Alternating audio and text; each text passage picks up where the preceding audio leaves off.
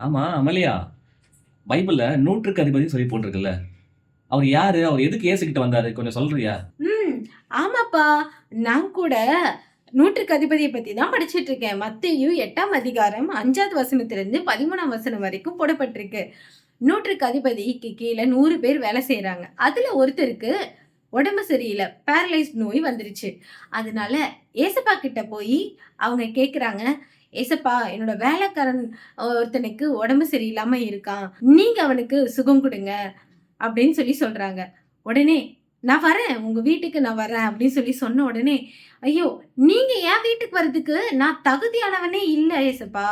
நீங்க ஒரு வார்த்தை மட்டும் சொல்லுங்க. அவன் சுகமாயிடுவான் ஏசப்பா." அப்படின்னு சொல்லி சொன்னாங்க. உடனே ஏசப்பாவுக்கு ரொம்ப ஆச்சரியமா இருந்துச்சு. இஸ்ரவேலர்களுக்குள்ள இப்படிப்பட்ட ஒரு விசுவாசத்த நான் பார்த்ததே இல்ல. மெய்யாகவே நான் சொல்றேன் அப்படின்னு சொல்லி சொன்னாங்க. அது மட்டும் இல்ல.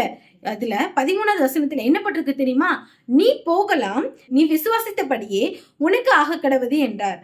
அந்த நாளிகையிலே அவன் வேலைக்காரன் சொஸ்தமானான். பாத்தீங்களா? அப்ப அந்த டைம்லயே ஏசப்பா சொன்ன அந்த ஒரு வார்த்தையிலேயே அவன் அந்த இடத்திலேயே வேலைக்காரன் சுகமாயிட்டான். ஓ! அப்படியா? அந்த நூற்றுக்கு அதிபதி விசுவாசித்ததுனால, இயேசுவ நம்புனதுனால, அந்த வேலைக்காரன் உடனே சுகமானால, எவ்வளோ ஆச்சரியமா இருக்கு.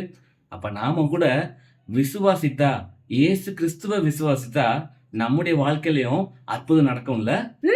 ஆமாப்பா. கண்டிப்பா. விசுவாசிக்கணும். விசுவாசினா சும்மாவா?